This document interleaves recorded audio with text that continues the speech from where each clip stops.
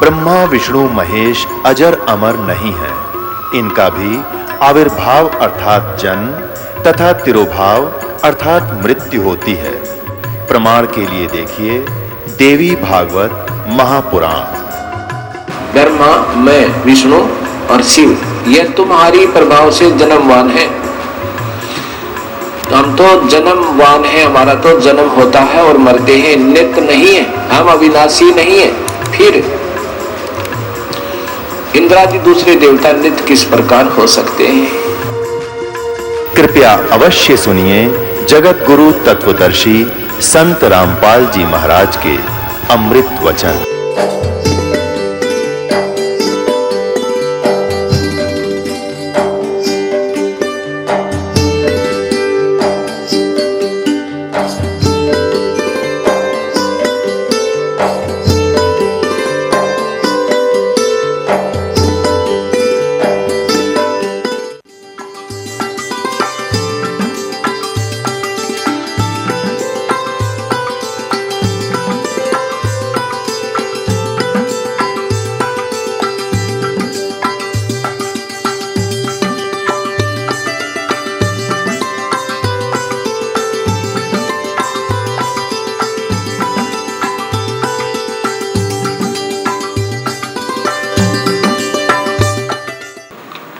Number 14 Gita जी के अध्याय number 14 अथ चतुर्दशोध्याय। अब इसका अर्थ है कि ज्ञानों में भी अति उत्तम उस परम ज्ञान को मैं फिर कहूंगा जिसको जानकर सब मुनिजन इस संसार से मुक्त होकर परम सिद्धि को प्राप्त हो गए। ये प्रथम श्लोक 14वें अध्याय का। अब द्वितीय श्लोक देखो।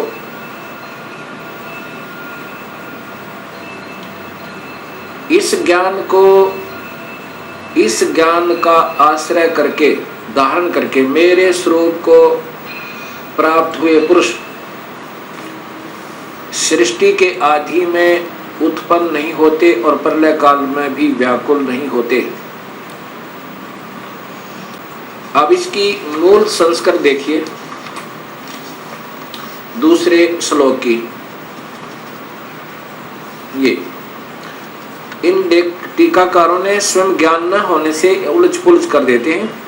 क्या लिखा है? इदम ज्ञानम उपाश्रित मम, मेरे इस ज्ञान के आश्रित होकर जो ज्ञान मैं तुम्हें बता रहा हूं, साधर्म्यम आगता यानी सत भक्ति करने वाले, सत भक्ति का आश्रित लेकर के सर्गे अपीन उपजायन्ते यानी ये सृष्टि के विनाश पर फिर दोबारा उत्पन्न नहीं होते और प्रलय में वे कभी दुखी नहीं होते, वो फिर अविचल हो जाते हैं।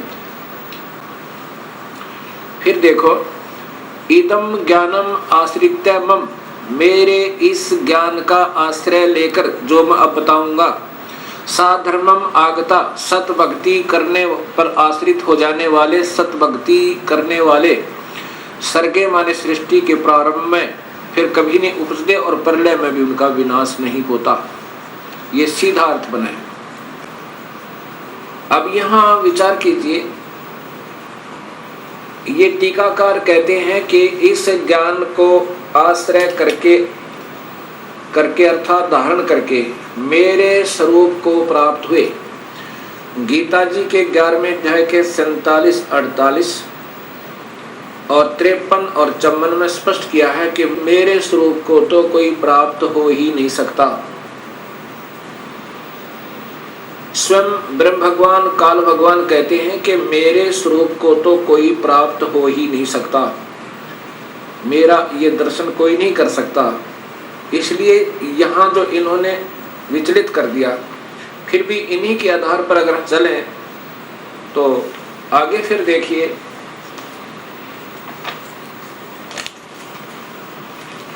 ये 14वें अध्याय का 3रा, 4था और 5वां श्लोक स्पष्ट करता है ब्रह्मा विष्णु महेश की उत्पत्ति और काल और प्रकृति से सृष्टि की उत्पत्ति। ये 3रा श्लोक है। मम योनि महत ब्रह्म तस्मिन् गर्भम ददामि अहम संभव सर्वभूतानां ततः भवति भारत। ये देखो, हे अर्जुन, मेरी महत प्रकृति तो भूत सर्वभूतों यानी प्राणियों की योनि अर्थात गर्भास्थान है। मैं उस योनि में चेतन समुदाय गर्भ को स्थापन करता हूँ। ततः उसके संयोग से, जड़ चेतन जी आप लिख रहे हैं, उसके संयोग से सब प्राणियों की उत्पत्ति होती है। भूतानाम मन प्राणियों की। अब चौथा श्लोक देखो, हे अर्जुन, नाना प्रकार की सब योनियों में जितने मूर्तियां अर्थात शरीरधारी प्राणी उत्पन्न होते हैं, ये प्रकृति, ये देखो ध्यान से, प्रकृति जो प्रकृति मैंने शब्द वहां बताया था आपको, देवी भागवत महापुराण और शिव महापुराण में, ये वो प्रकृति दुर्गा है। दुर्गा तो उन सब की गर्भ धारण करने वाली माता है और मैं बीज स्थापन करने वाला पिता हूं। अब ये काल भगवान ब्रह्म क्षर पुरुष स्वयं कह रहा है कि ये प्रकृति तो मेरी पत्नी रूप में है और मैं बीज स्थापन करने वाला पिता हूं और मैं उसके पेट में बीज स्थापित करता हूं जिससे सब प्राणियों की उत्पत्ति होती है। और इसी से प्रकृति से ही तीनों गुण उत्पन्न हुए, रजगुण ब्रह्मा, सतगुण विष्णु, तमगुण शिव जी। ये 14वें अध्याय का 5वां श्लोक देखिएगा।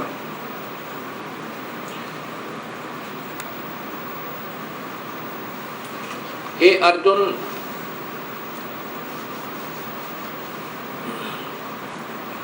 हे अर्जुन, सतगुण रजगुण और तमगुण, सत्वम रजम तमः, सतगुण विष्णु, रजगुण ब्रह्मा, तमगुण शिव।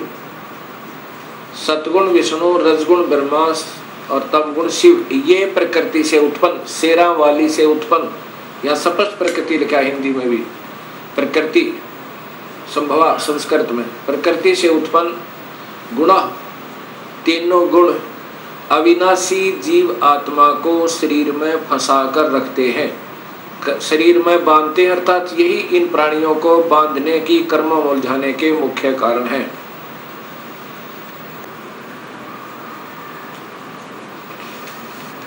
अब गीता जी के 4थे अध्याय के 5वें श्लोक में लिखा है कि अर्जुन, तेरे और मेरे बहुत जन्म हो चुके हैं, आप नहीं जानते, मैं जानता हूं। कौन कह रहा है? ये काल कह रहा है। ये श्री कृष्ण जी में प्रवेश कर कर काल बोल रहा है, वो ब्रह्म क्षर पुरुष। अब यही गीता जी के अध्याय नंबर 3 के श्लोक नंबर 14 में प्रमाण है कि ब्रह्म पूर्ण परमात्मा से, अविनाशी परमात्मा से ब्रह्म की उत्पत्ति हुई। गीता जी अध्याय नंबर 3 और ये श्लोक नंबर 14 और 15 ये इनकी संस्कृत है। और यहाँ टीका देखिएगा,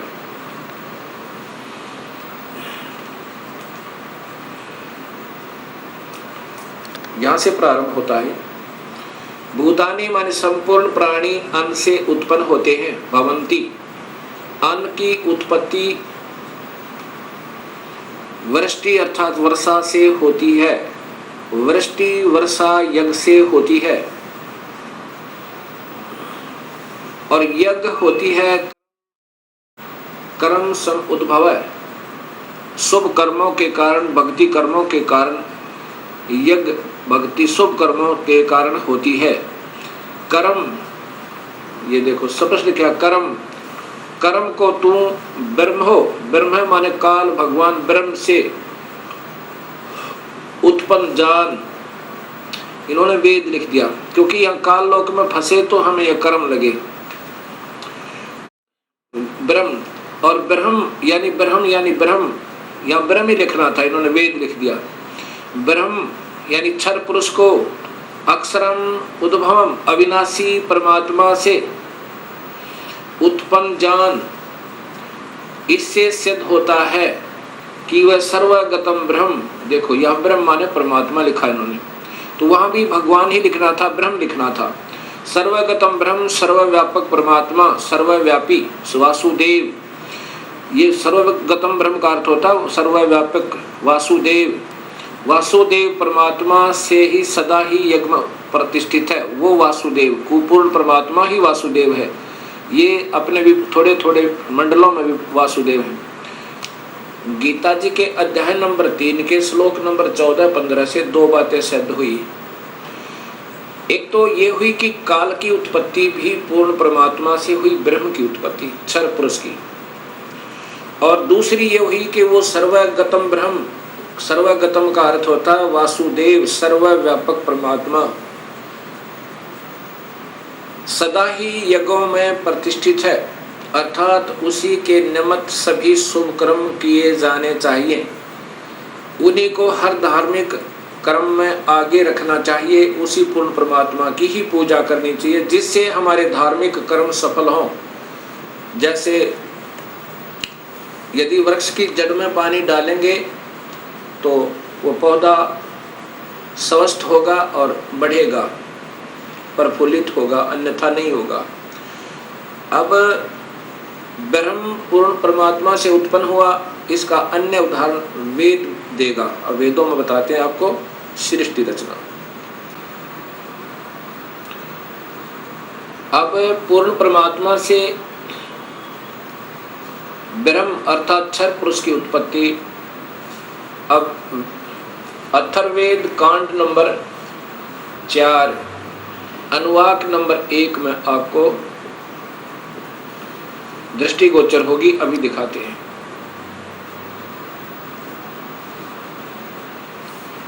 यह है अथर्ववेद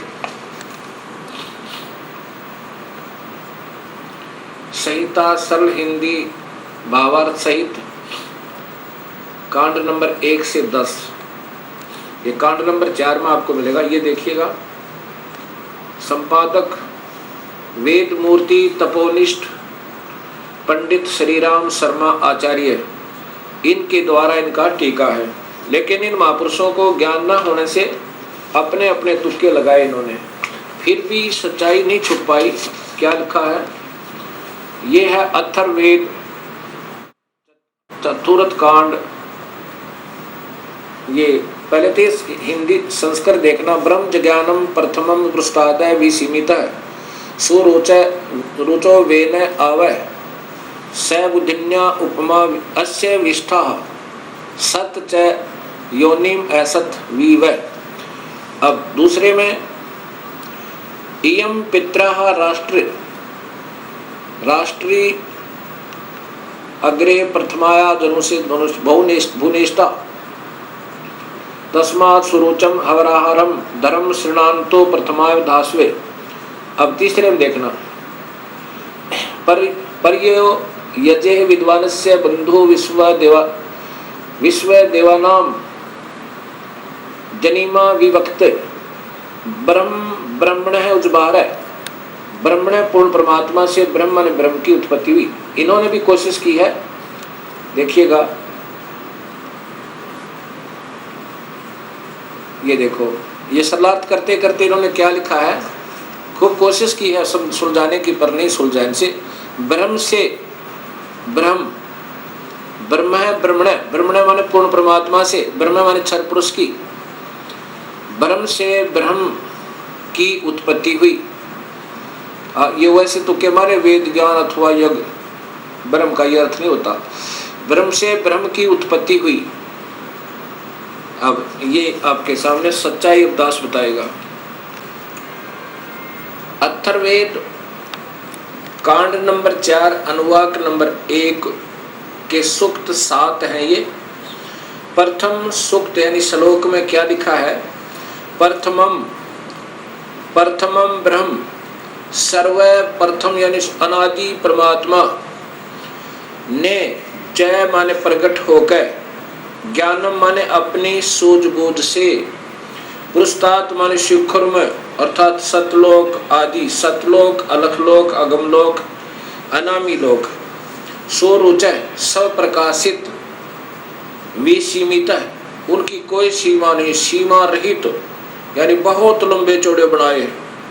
वे ने माने जुलाहे ने, वे माने बुनना, वे ने माने जुलाहा, उस बुनने वाले परमेश्वर ने, जुलाहे ने ताने की तरह, कपड़े की तरह बुनकर आओ माने सुरक्षित किया।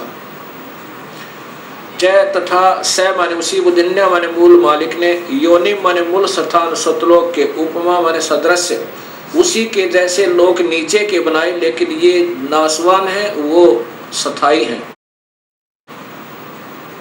मिलते जुलते। अस्य माने यह है सत, ये अक्षर पुरुष यानी परब्रह्म के लोक, सात संख ब्रह्मंड। जय तथा असत क्षर पुरुष, ये काल के ब्रह्मांड, 21 ब्रह्मांड आदि। वी वह माने न्यारे न्यारे स्थान, उन दोनों के न्यारे न्यारे स्थान, विष्ठा माने स्थापित किए। अब दूसरे में है एयम माने इसी, पित्रा माने जगत पिता परमेश्वर ने, एतु माने इस, अग्रह माने सर्वोत्तम, प्रथमाय माने प्राणंदरी, राष्ट्रीय माने राजेश्वरी अर्थात शक्ति अर्थात पराशक्ति को, उस परमेश्वर ने, कबीर परमात्मा ने सबसे पहले, इसी जगत पिता ने अर्थात ये सबका मालिक है, इस सर्वोत्तम सबसे पहले प्राणंदनी यानी अपनी एक शक्ति से, अपनी एक माया तैयार की वहां पर, जिससे लड़की बनाई थी, उस आत्मा का को दुर्गा बनाया। वो जनों से माने उत्पन्न करके भुवनेष्ठा माने लोकों की स्थापना की, उसी माया से। गरीबदास जी कहते प्राणनंदिनी एक शक्ति है, जाकर सृष्टि आधार। उस कबीर परमात्मा ने एक प्राणनंदिनी शक्ति अर्थात पराशक्ति, राजेश्वरी शक्ति, पराशक्ति को उत्पन्न करके और फिर सब लोगों को उसके आधार से स्थापित किया हुआ है। तस्मा माने उसी परमेश्वर ने, स्वरुचय अपनी सब इच्छा से, एतम माने इस, प्रथमाया माने पराशक्ति के द्वारा आरंभ, एक दूसरे के वियोग को रोके रखने अर्थात आकर्षण शक्ति से, के शरणांतु कभी न समाप्त होने वाले, धर्म माने स्वभाव से, दास्य माने रोका हुआ है। अब श्लोक नंबर 3 में, पर माने सर्वप्रथम, देवाना मान देवताओं व ब्रह्मांडों के, जजे माने उत्पत्ति के ज्ञान को, विद्वान से माने जिज्ञासु भगत के को, यह माने जो बंधु माने वास्तविक साथी अर्थात पूर्ण परमात्मा ही, जनिमा अपने द्वारा रची हुई सृष्टि को, विवक्ति यानी स्वयं ही ठीक ठीक बताता है। क्या बताता है कि ब्रह्मण है, पूर्ण परमात्मा ने, मध्यात्मा ने अपनी सबद शक्ति से, ब्रह्म माने क्षर पुरुष अर्थात काल को उजभार माने उत्पन्न करके, विश्वा माने सारे संसार को अर्थात सर्वलोकों को, ऊंचा है नीचे है, ऊंचे तो सतलोक, अलखलोक, अगमलोक, अनामी लोक, और नीचे ये परब्रह्म और ब्रह्म के सर्व ब्रह्मांड। सवधा अपनी धारण करने वाली अभिमान आकर्षण शक्ति से, परतस्थो यानी दोनों को अच्छी प्रकार स्थापित किया है। अब चौथे श्लोक में लिखा है कि स माने उसी सर्वशक्तिमान परमात्मा ने, ही माने निसंदेह, दिव्य माने ऊपर के चारों लोक, सतलोक, अलखलोक, अगमलोक, अनामी लोक अर्थात अकय लोक आदि, ये लोग तो दिव्य गुणों युक्त लोगों को रत सता माने बिल्कुल अविनाशी तौर पर अजर अमर रूप में से स्थिर किए करके, सह माने उन्हीं के सम्मान, पृथ्व्या माने ये पृथ्वी वाले लोग, परब्रह्म और ब्रह्म के ये सभी लोग पृथ्वी लोग कहलाते हैं। ये नासवान हैं और ऊपर के अविनाशी हैं। इनको न्यारे न्यारे बना करके स्थापित किया। अब 5वें श्लोक में है कि स माने उसी बुद्धिन्यात मूल मालिक से, अभी अग्रम सर्वप्रथम स्थान पर आश्रय आश्रय माने ये माया अष्टंगी, दुर्गा, प्रकृति, उत्पन्न प्रकृति देवी जनों से माने उत्पन्न हुई, उसी परमात्मा से इस प्रकृति देवी की उत्पत्ति हुई। कबीर परमात्मा ने यानी पूर्ण ब्रह्म ने उस जो सबसे पहले स्वीकृति दी थी जिस आत्मा ने इस काल के साथ आने की, उसको एक लड़की बनाया था, दुर्गा बनाया था, अध्या माया बनाया था, प्रकृति देवी। तो यहाँ बता रहे हैं कि स माने उसी बुद्धिनाथ मूल मालिक से अभी अग्रम माने सर्वप्रथम स्थान पर आश्रय, आश्रय माने अष्टंगी, दुर्गा, प्रकृति देवी जनु से माने उत्पन्न हुई। तस्य माने यही, सम्राट माने राजाधिराज, बृहस्पति माने जगत गुरु, देवता परमेश्वर, यत माने जिससे, अह माने सबका वियोग हुआ है, ये वही परमात्मा है हम जिससे बिछुड़कर आए हुए हैं। अथ माने इसके बाद, ज्योतिष माने ज्योत स्वरूप निरंजन अर्थात काल के, शुक्रम माने बीज से, वीर्य से, जनिष्ठ माने उत्पन्न होकर, विप्रा माने ये सभी भक्त आत्माएं, वी माने अलग से, अलग अलग, धूमंतु, दुमंत, दुमंत का अर्थ है मनुष्य और स्वर्ग लोक में, इस लोक में, पाताल लोक में आदि, स्वर्ग लोक आदि में वसंतु माने निवास करने लगी। और यही गीता जी के 14वें अध्याय का 3-4 श्लोक बताता, 5वां श्लोक बताता है कि मैं तो सभी प्राणियों का पिता हूँ और मैं इस प्रकृति देवी के पेट में, गर्भ में बीज स्थापन कर देता हूँ जिससे सभी प्राणियों की उत्पत्ति होती है। और यही ये अथर्ववेद बता रहा है कि पहले तो हम उस परमात्मा से बिछड़े, पूर्ण परमात्मा से, और उससे वियोग होने के बाद फिर इस काल के और प्रकृति के संयोग तक हम ये नारे नारे रहने लगे, बस यहाँ अपना अलग शरीर बना। अब 6वां श्लोक बताता है कि पूर्व माने पहले वाले, नूनम माने निसंदेह, तत्व माने वह पूर्ण परमेश्वर ही, अस्य माने इस, काव्य माने शास्त्र अनुकूल, शास्त्र अनुकूल साधक को, काव्य माने शास्त्र अनुकूल साधक को, जो विधिवत साधक करता है को, वापिस माने वापिस, मह माने सर्वशक्तिमान, देवस्य माने परमेश्वर के, पूर्वस्य माने पहले के, धाम माने लोक अर्थात सतलोक में हिनोती भेज देता है। पूर्वे, पूर्वे पहले वाले, विशिते विशेष चाहे हुए, ऐसा माने इस परमेश्वर को, वह जजे माने सृष्टि उत्पत्ति के ज्ञान को जानकर जो भक्त आत्मा सतलोक पहुंच गया, फिर उसको ये पता चलता है कि मैं कैसे इस काल के जाल में फंसा था, कैसे हमने स्वयं ही स्वेच्छा से अपने मूल मालिक से हृदय हटाकर और इस काल के ऊपर आसक्त हुए थे, जिसके कारण हमने ये नाना कष्ट उठाने पड़े उस मृतलोक में जाकर।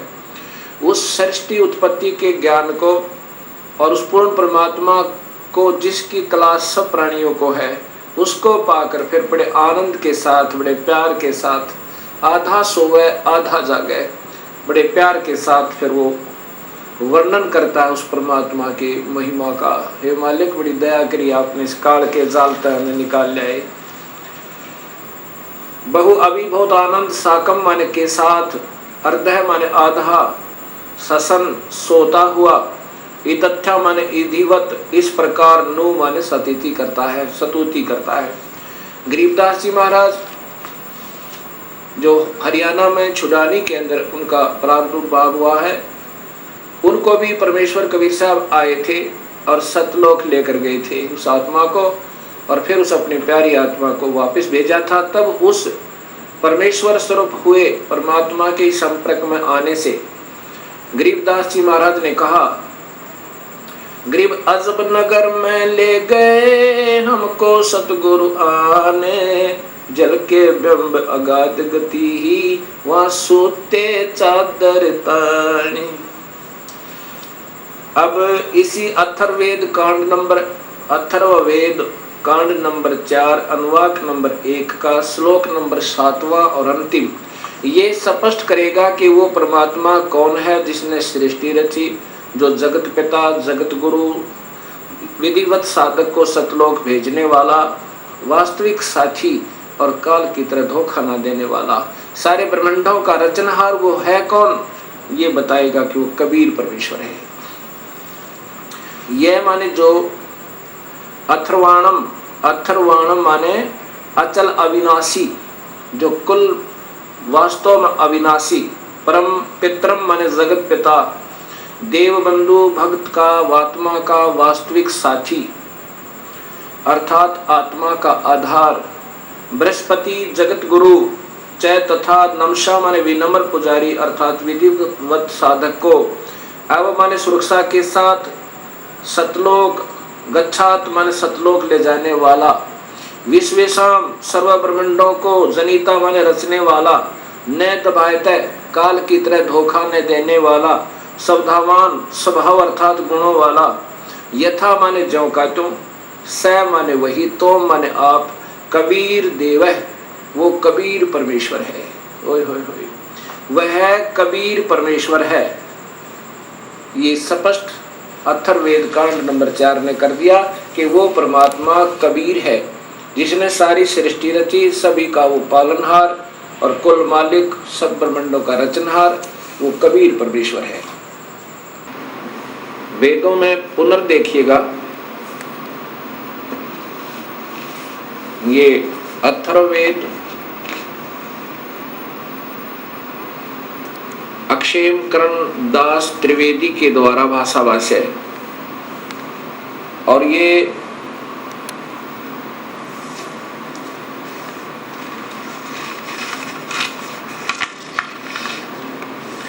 अथर्ववेद भाषा भाष्य प्रथम कांड से सप्तम कांड तक इसका ये आर्य समाज के द्वारा मान्यता प्राप्त है। इसका सरलार्थ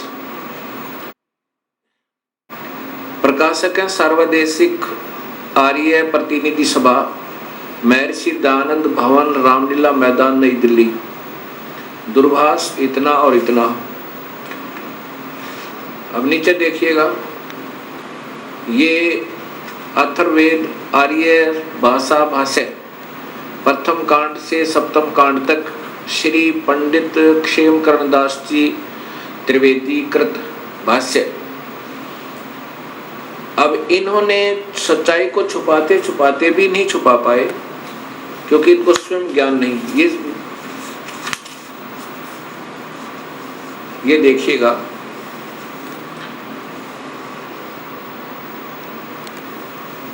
ये वही अथर्ववेद चतुर्थ कांड भाषा भाष्य चतुर्थ कांड है। इसके ये देखो यहाँ पर, स ही दिव्य स पृथ्वी रत्सता, ये वही श्लोक है चौथा कांड नंबर 4 का वाक नंबर 1 का श्लोक नंबर 4 में। ये स्वयं स्वीकार करते हैं कि स माने उस, स विष्णु व शिव ने ही दिव्य सूर्य के और पृथ्वी के सत्य कारणों में स्थित होकर विशाल सूर्य और पृथ्वी के अक्षेम के साथ, ये देखना, ठहराया। उस विशाल परमेश्वर ने जात सन प्रगट होकर, ये विशेष ध्यान से देने की बात है इनकी, ये स्वयं स्वीकार करते हैं कि प्रगट होकर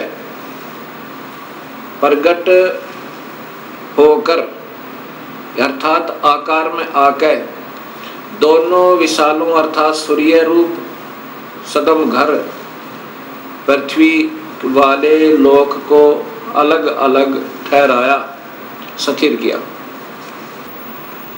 अब देखिएगा भक्तात्माओं, एक तरफ तो महर्षि दयानंद जी कहते हैं परमात्मा निराकार है, वह कभी आकार में आता ही नहीं, और उसी आर्य समाज को स्वीकार्य ये भाषा भाष्य है। इसमें ये स्वयं स्वीकार कर रहे हैं कि वेद में लिखा है कि परमात्मा ने प्रगट होकर और ऊपर के और नीचे के लोक रचे। अब मैं जो दिखाना चाहता था कि देव माने परमेश्वर, यही अथर्ववेद कांड नंबर 4 अनुवाक नंबर 1 का श्लोक नंबर 7 है। ये देखें,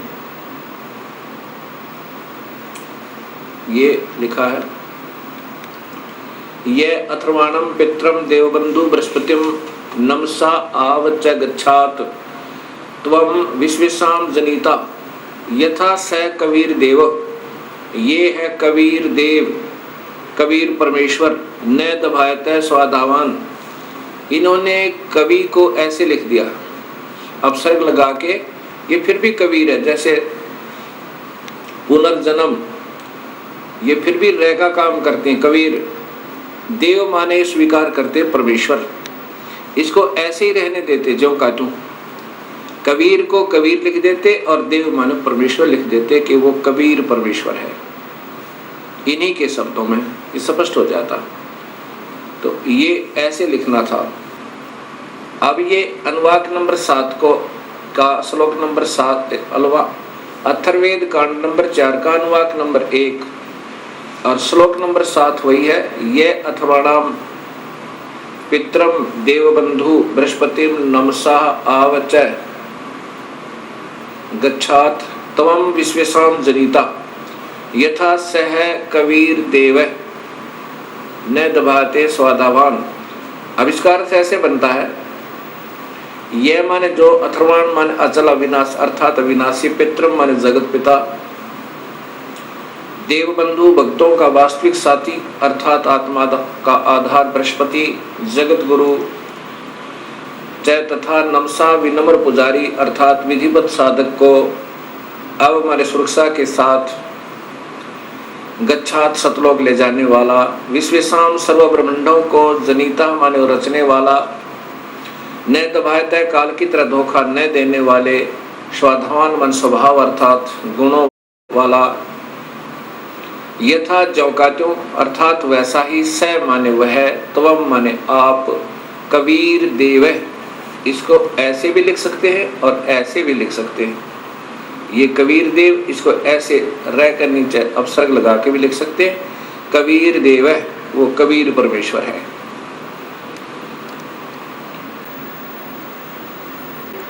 यजुर्वेद,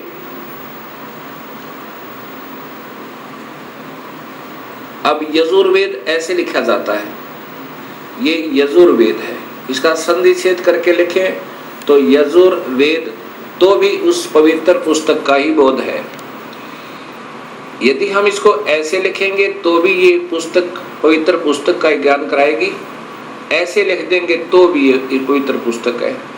यजुर का अर्थ होता है, यजुर का अर्थ है जिसमें यज्ञ स्तुतियां ऋचाएं हैं, उस धार्मिक पुस्तक को यजुर्वेद कहते हैं। यजुर का वास्तव में अर्थ होता है जो पवित्र यज्ञ स्तुतियों का स्रोत, जिसमें यज्ञ स्तुतियां ईश्वरीय वंदनाएं हैं, वो है कहाँ? वो उस पुस्तक में है।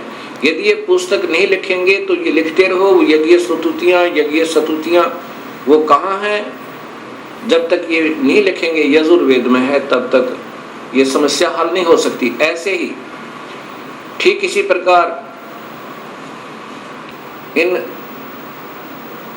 कलयुगी ऋषियों ने महिमा गाने की चेष्टा तो की है कि परमात्मा ये कर देता है, परमात्मा ये कर देता है, उसकी सबने पूजा करनी चाहिए, और ये नहीं लिखा कि वो परमात्मा कबीर है। अब जो गुण बताए गए प्रभु के, वो है कहाँ, वो कैसा है, वो कौन है? वेद प्रत्यक्ष बताते हैं वो मनुष्य जैसा है, और वो कबीर नाम है उसका, वो आकार में है। और इन्होंने क्या लिख दिया, कैसा सरलार्थ कर दिया इन कलयुगी ऋषियों ने। जैसे कोई दूध की महिमा गावे और कहे वो बहुत ही अच्छा पेय पदार्थ है, बड़ा पौष्टिक आहार है, सफेद सफेद है, सबके पीने योग्य है, सबको पीना चाहिए। वो है कहाँ, वो कैसा है? वो तो निराकार है, वो तो कोई है ही नहीं, वो तो मिलता ही नहीं। कोई बात हुई? जहाँ दूध लिखा था उसका लिख दिया सफेद सफेद पेय पदार्थ। अब दूध को दूध ही लिख देना था, जिससे वो दूध दूध कह के कहीं ढूंढ ले वह। ऐसे ही वेदों के सरलार्थकर्ताओं ने कबीर को सर्वोच्च और कुछ बना दिया, वहां कबीर ही लिख देना था ताकि वो ढूंढ ले वो परमात्मा कबीर है। अब यहां देखो,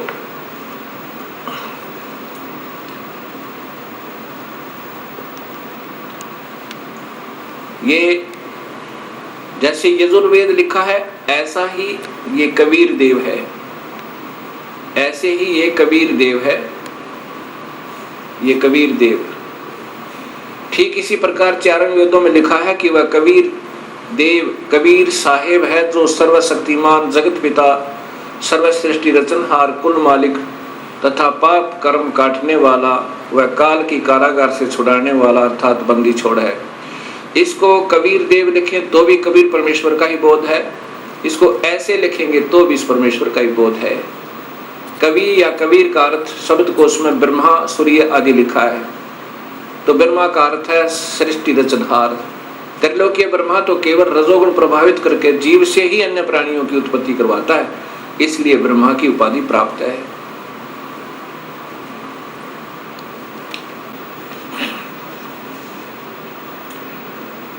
अब यही सृष्टि रचना कबीर साहब के कबीर सागर से उनकी वाणी में लिखा है, धर्मदास ये जग बोराना, कोई न जाने पद निर्वाणा, यही कारण मैं कथा पसारा, जग से कहिए एक राम नियारा।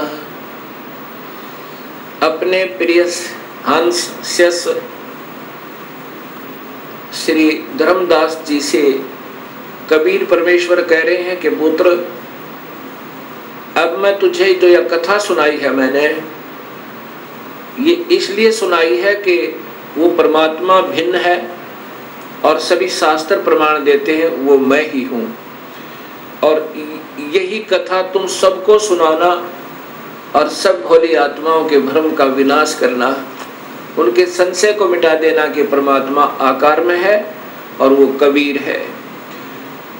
धर्मदास ये जग बोराना, कोई न जाने पद निर्वाणा, यही कारण मैं कथा पसारा, जग से कहिए वो राम नियारा।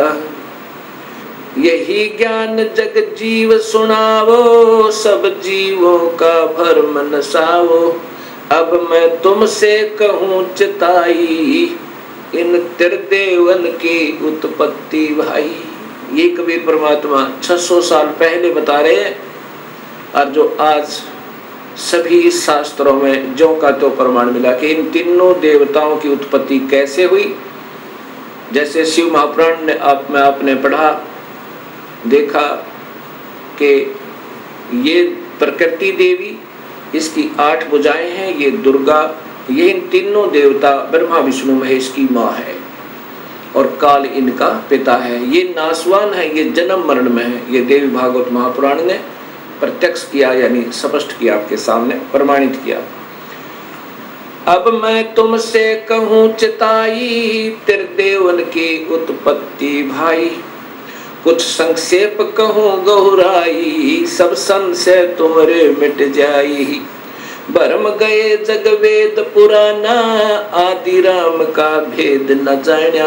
आदि राम वो जो प्राथमिक परमात्मा, सबसे पहले वाले भगवान सतपुरुष का, कबीर साहब का। राम राम सब जगत बखाने, आदि राम कोई बिरलाए जाने। सभी भगवान भगवान अल्लाह अल्लाह गॉड गॉड कर रहे हैं, लेकिन वास्तविक परमात्मा को कोई विरला ही जानता है। ज्ञानी सुने सो हृदय लगाई, मूर्ख सुने तो गम ना पाई।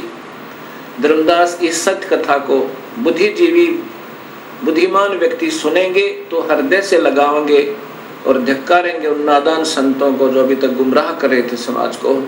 और जो बुद्धू हैं, मूर्ख हैं, वो रूढ़िवादी और पिट्ठू बने हुए उन चतुर प्राणियों के, उन नादान गुरुओं के, कहते उनके समझ में नहीं आवे।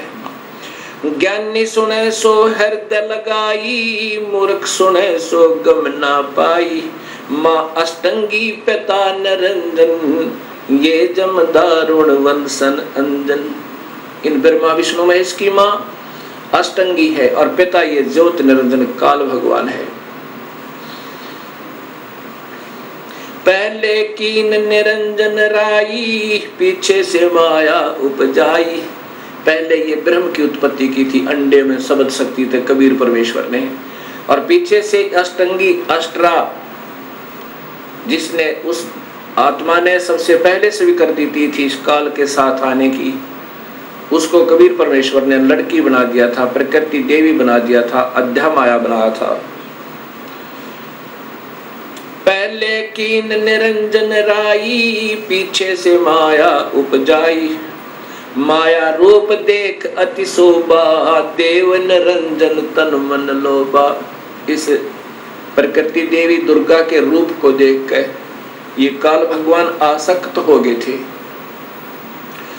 और उसमें विषय वासना कामदेव ने, सेक्स ने सताया था। कामदेव धर्मराय सताए, देवी को तुरंत धर खाए। पेट से देवी करी पुकारा, हे साहेब मेरा करो उबारा। टेर सुनी तब हम ता आए, अष्टंगी को बंद छुड़वाए।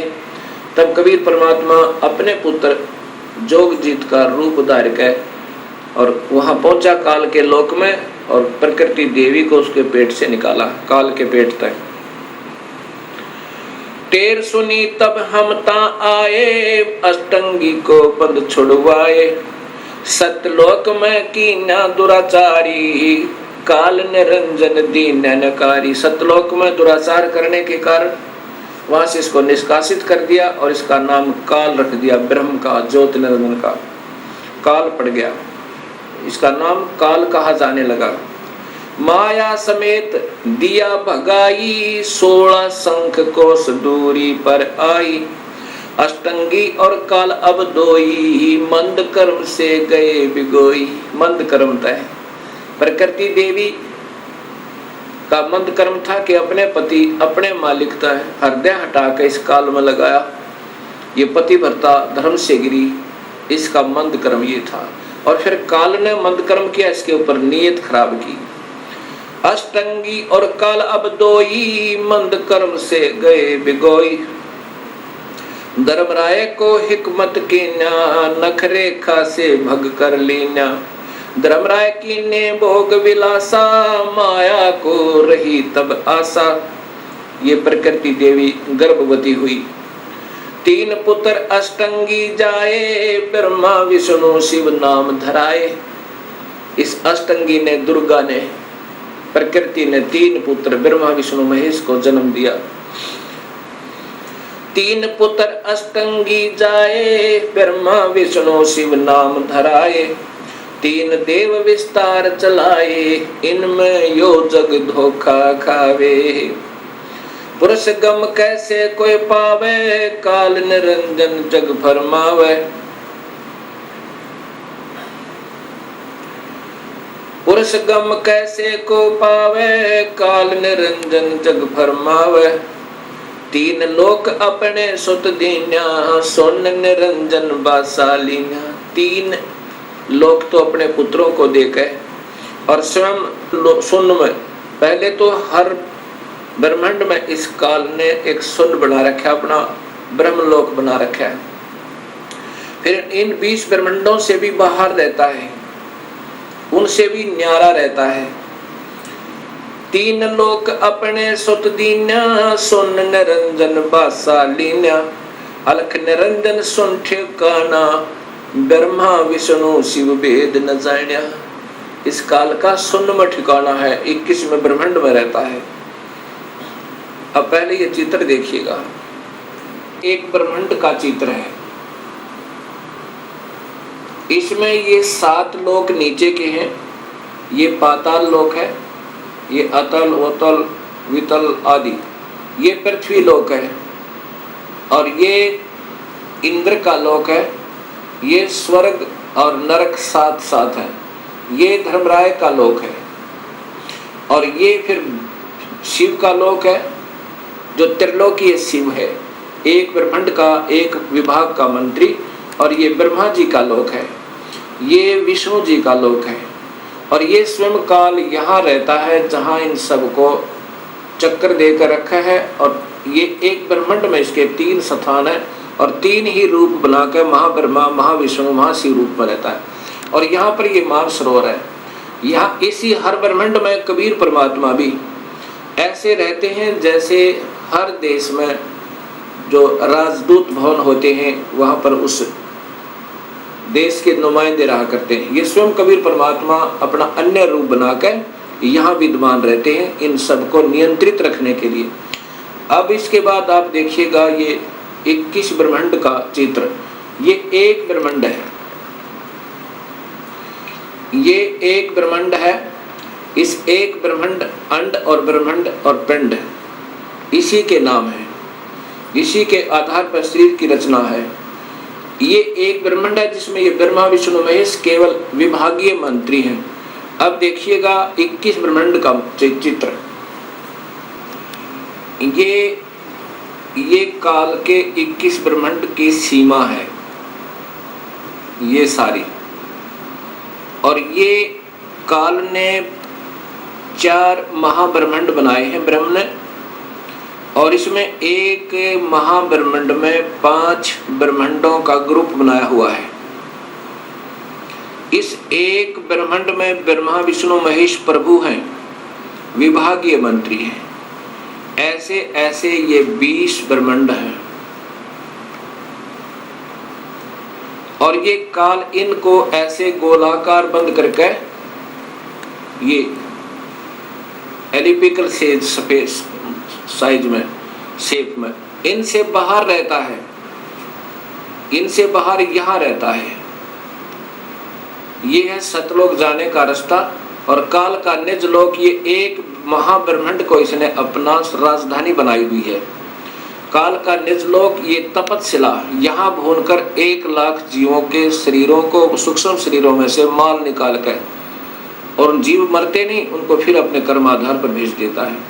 यहाँ 12 अचिंत भक्तों का निवास स्थान है। ये पुण्यात्मा जो सारे जीवन में बहुत अच्छी साधना करते हैं उनको यहाँ रख देता है, और फिर इन्हीं को गुरु बना करके इन भोली आत्माओं को गुमराह करने के लिए यहाँ से भेज देता है, और इनके कर्म बिगड़वा देता है गलत साधना करके और करवा के, और फिर इनको नरक में ठोक देता, फिर अन्य आत्माओं को यहाँ भेज देता है। अब यहाँ देखिए, इसी काल ने धोखा देने के लिए नकली सतलोक, नकली अलखलोक, नकली अगमलोक और नकली अनामी लोक की रचना करवाई हुई है। ये देखो, अब ये आपके, ये फिर देखो पूरा का पूरा,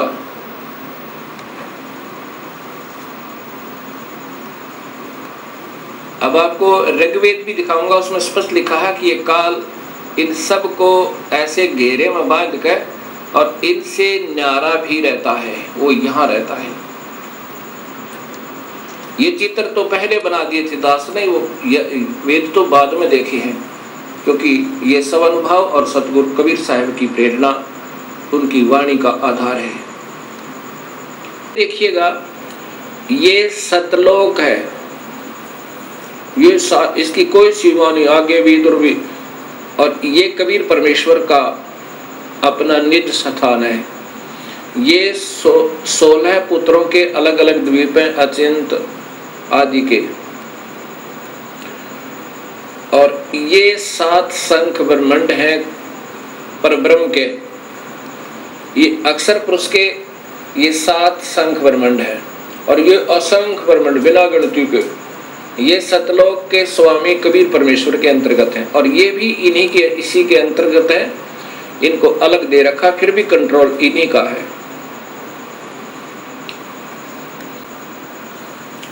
ये 7 शंख ब्रह्मांड ये अक्षर पुरुष के हैं, ये लाल जो घेरे में दिखाई देता है, और ये हैं उस काल भगवान के 21 ब्रह्मांड। ये कुल आगे इसके ये 21 ब्रह्मांड है, और इसमें ये है 4 महाब्रह्मंड, जिसमें 5 ब्रह्मंड है। अब देख लो, ये जो एक छोटा सा टिकारी दिखा है, एक ये बिंदी, ये है एक ब्रह्मंड, इसमें वो ब्रह्मा विष्णु महेश प्रभु है। अब कहाँ तो ये सारे ब्रह्मंडों का रचनहार, सबका कुल मालिक, और कहाँ ये विभागीय मंत्री अलग लेंगे। अब ये देखना आपने, ये काल के ये 21 ब्रह्मंड कुल, और यहाँ ये इसकी तपस्या, ये नकली लोक, ये 12 अचिंत भक्तों के, और ये ब्रह्मंड है। ये इनसे यहाँ जो आपने देखा 21 ब्रह्मंड। अब कबीर साहब कहते हैं कि काल निरंजन सुन ठिकाना, ये यहाँ पर इसका वास्तविक स्थान है। ये काल कहता है गीता में कि इन तीनों गुणों में मैं नहीं हूं, मैं इनसे बाहर हूं। हर ब्रह्मंड में भी ये बाहर है, और साथ में 20 ब्रह्मंडों को बांध करके, और ये यहाँ रहता है, ये अलग रहता है। तो यहाँ कबीर साहब कहते हैं काल निरंजन बड़ा बटपारा, 3 लोक जीव कीन आहारा। ये काल निरंजन सुन ठिकाना, ब्रह्मा विष्णु शिव भेद न जान्या। यहाँ रहता है ये, और इनको ये बांध रखा हर एक को यहाँ पर, ये बीच में सुन बना बना के। ऐसे इस काल ने इनको अपने पुत्रों को भी धोखा दिया हुआ है। ये जब अपने पुत्रों को भी धोखा दे सकता है तो अन्य किसको बख्शेगा। 3 देव विस्तार चलावे, इनमें यो जग धोखा खावे।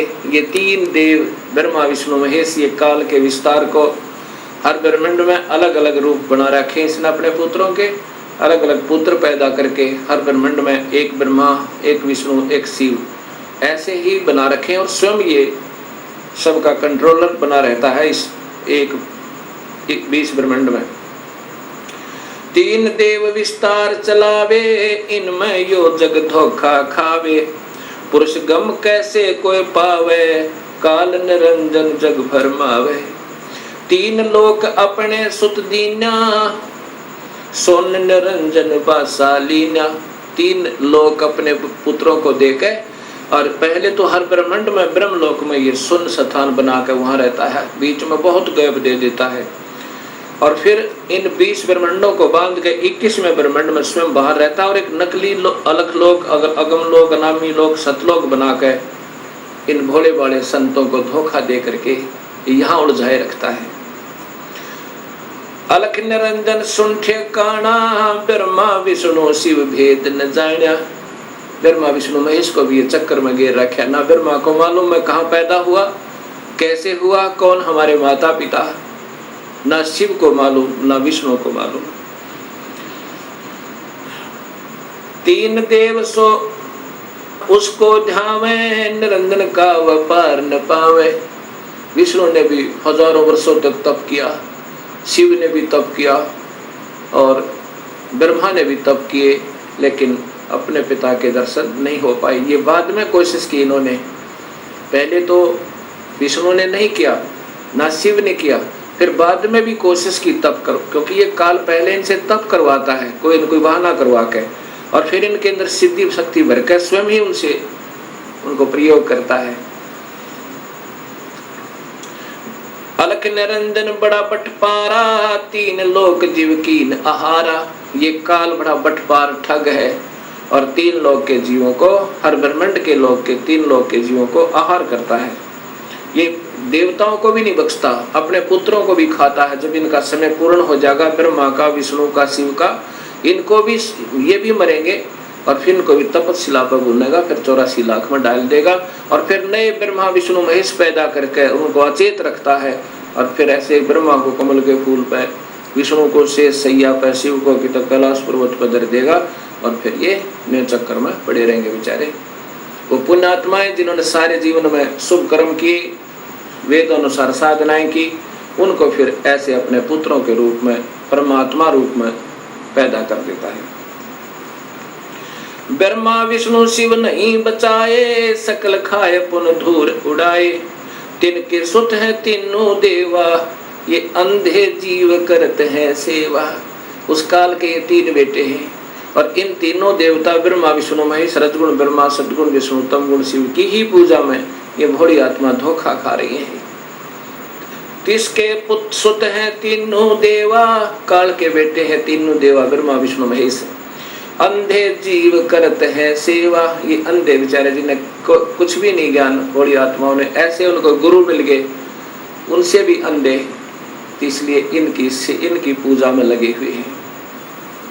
काल पुरुष काहू ना चीन्या, काल पाए सभी गैलीन्या। परम पुरुष काहू ना चीन्या, काल पाए सभी गैलीन्या। ब्रह्म काल सकल जग जाने, आदि ब्रह्म को कोई ना पहचाने। तीनों देव और अवतारा, ताको बजय सकल संसारा। तीनों देवता और ब्रह्मा विष्णु महेश को और इन्हीं के अवतारों को सारा संसार बज रहा है, जिससे ये पार नहीं हो पा रहे और ना ही कोई संसारिक सुख सुविधाएं प्राप्त हो रही। तीनों गुण का ये विस्तारा, धर्मदास मैं कहूँ पुकारा। ये तीनों गुण रजगुण ब्रह्मा सतगुण विष्णु तमगुण शिव जी का ही ये प्रसार है, या इनका ही ये फैलाव है।